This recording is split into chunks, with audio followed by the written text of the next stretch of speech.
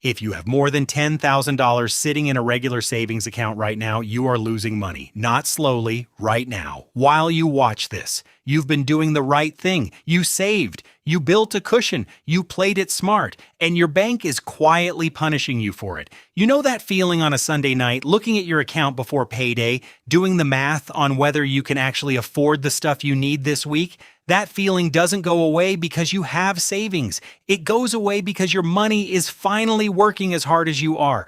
Right now, for most people, it isn't. Even the people who think they're doing everything right. I'm going to show you exactly what your savings is quietly costing you in about 30 seconds, and then I'm going to show you the 3-step fix nobody ever explains properly. Stick around because step 3 is the one that 90% of people skip, and it's the one that actually makes this work. Here's something most people never think about. A coffee used to cost $1. Now it costs $4. Money loses value every single year, quietly, automatically. Your savings account pays you maybe 2 or 3%.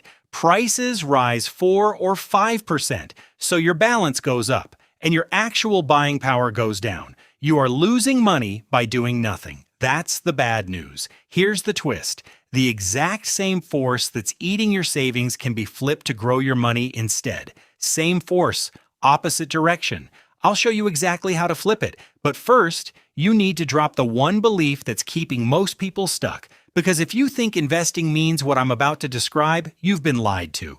Most people think investing means picking stocks, watching the market all day, betting everything on one company. That's not investing. That's gambling with extra steps. Real investing is boring. That's exactly what makes it work. Think of it like a garden. You don't dig up your seeds every week to check if they're growing. You plant, you water, you walk away. Here's where people actually get stuck, and it's not what you'd expect. It's not money. It's not knowledge. It's the fear of looking dumb, putting money somewhere and watching it drop the next week. That fear has kept more people poor than bad luck ever has. So here's the plan that removes the guesswork entirely. 3 steps, takes less than 10 minutes to set up.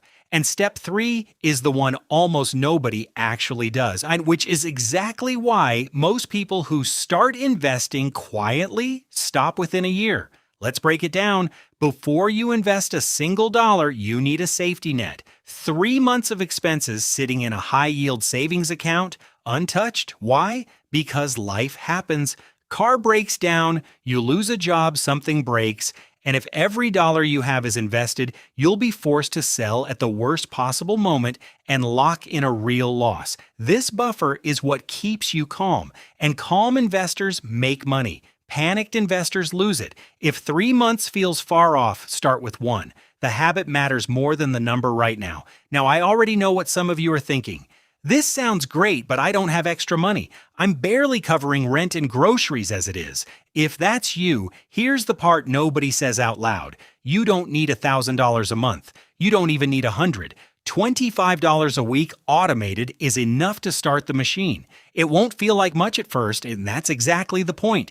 This isn't about the size of the first deposit. It's about building the habit before life gets more expensive and the excuse gets easier to reach for. But here's what almost everyone gets wrong about step 2, and it's the opposite of what you'd guess. The hard part isn't picking the right investment. There basically isn't one to pick. Buy one thing. A broad index fund that tracks hundreds of companies at once. You're not betting on one business, you're betting on the entire economy. Despite every crash, every recession, every panic headline in the last 100 years, the economy has trended up. You don't need to be smart or lucky, you just need to be in.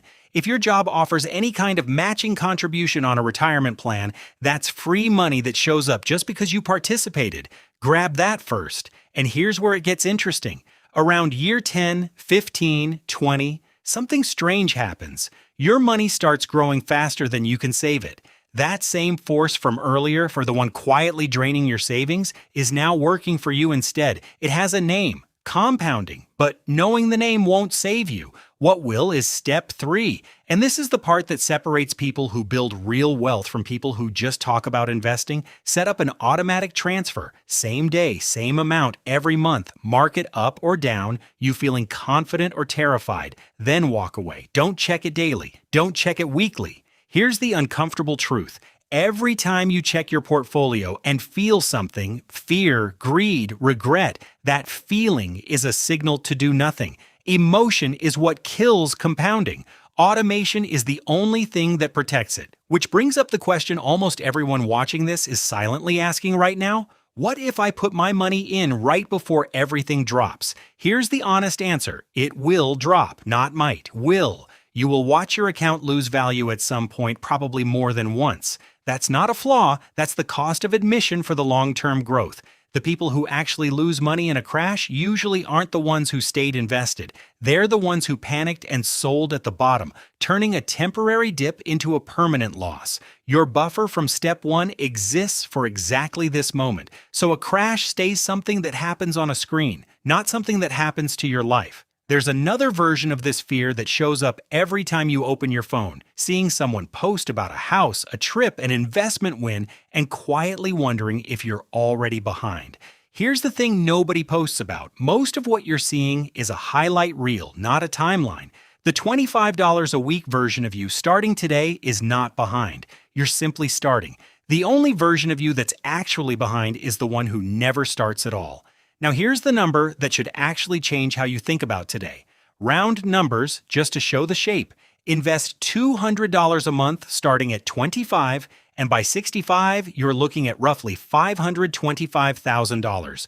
Wait until 35 to start that exact same $200 a month, and you end up around $245,000, less than half. Same money, same effort. The only difference was 10 years. That's not a scare tactic. That's just how compounding behaves. It rewards people who start early and punishes people waiting for a perfect moment that doesn't exist.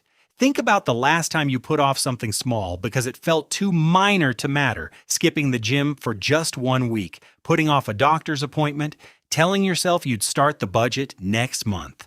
None of those single decisions wrecked anything. It's never one decision. It's 10 years of them, stacked up that you can't get back. Money works exactly the same way, except here the cost of waiting isn't a feeling, it's a number, and that number is $280,000. So here's the truth, and it's the same truth behind almost every habit you've ever struggled to build. Saving isn't wrong, it's incomplete. It's the foundation, and a foundation with nothing built on top of it is just empty concrete. You don't need to be rich. You don't need to understand the stock market. You just need the blueprint. Build your buffer. Buy one fund. Make it automatic. The question was never, should I save or invest? The question is what you're going to do with the money you've already saved. Today, not someday. If this saved you 10 years of waiting for the perfect moment, subscribe to Clever Finance. Next video. I'm breaking down the exact account type that gets you free money from your employer and almost nobody claims it.